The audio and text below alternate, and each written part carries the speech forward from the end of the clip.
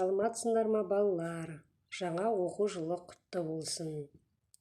Бүгінгі тәрбие сағатымыздың тақырыбы тәуелсіздік жетістіктері.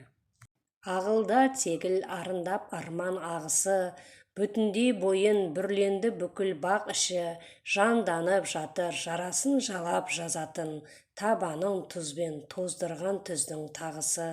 Қағанаттардан Қазақстанға жеткендей, қамшы салдырмас қазанаттардың шабысы, айбатты асқақ арыстандайын алыстым, Абылай болып жаныштым мысын шарыштың.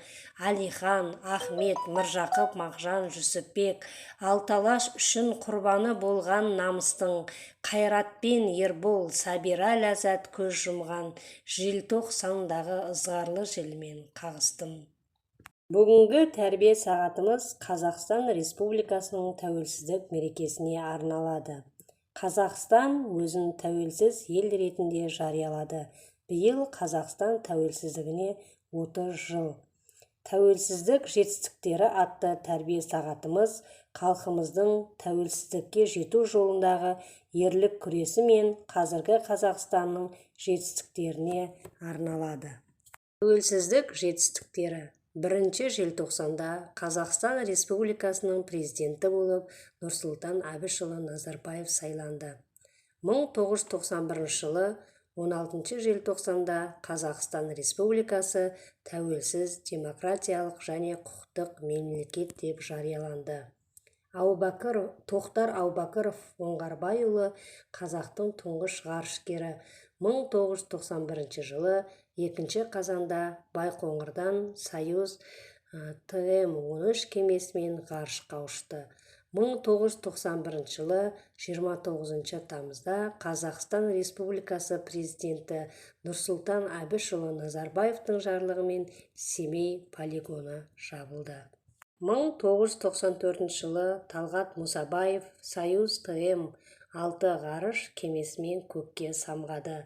1994 жылы 5 желтоқсанда Будапештте Ұлыбритания, Ресей және Америка құрама штаттарының басшылары Қазақстан Республикасының қауіпсіздігіне кепілдік беру туралы меморандумға қол қойды.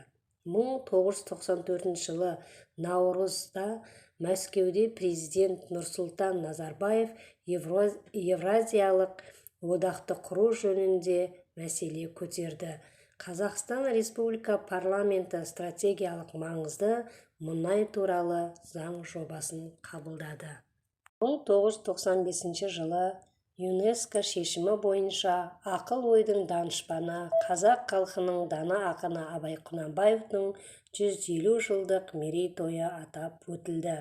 1995 жылы 1 наурызда Қазақстан Республикасының президентінің Қазақстан халықтары ассамблеясын құру туралы жарлығы шықты.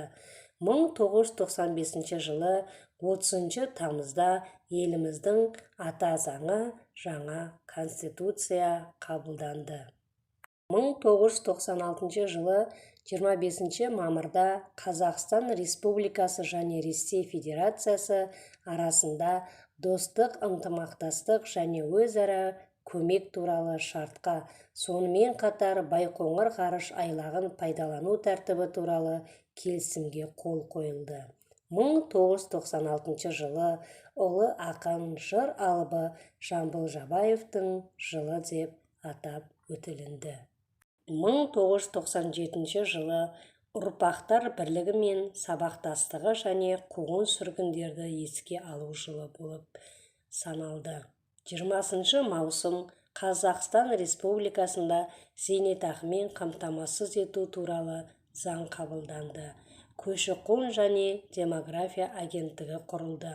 10 желтоқсанда Ақмола қаласы Астана болып жарияланды. 1997 жылы Қазақстан Республикасы тіл туралы заңы қабылданды. Білім заңы қабылданды. 11 қазанда Қазақстан халқына Қазақстан 2030 жолдауы қабылданды. 2002 жылы елімізде денсаулық жылы болып аталды. Қазақстан Республика Президенті Нұрсұлтан Әбішұлы Назарбаев Еуразиялық мемлекетаралық кеңесінің төрағасы лауазымына сайланды. 2002 жылы Астана Бәйтерек монументі салынды. Алматыда Давос аясындағы Еуразиялық экономикалық саммит өткізілді. Түркістан қаласында қазақтардың екінші дүниежүзілік құрылтайы болып өтті. 2013 жылы Әділет және Руханият партиялары бірігіп, жаңа бір саяси партия құрды және оның аты Бірлік болып аталды.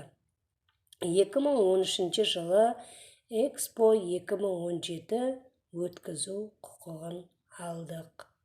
2016 жылы тәуелсіздікке 25 жыл толды. Қостанайға 80 жыл, ұлт-азаттық көтеріліске 100 жыл толды. Ыбырай Алтынсариннің 175 жылдығы аталып өтілді.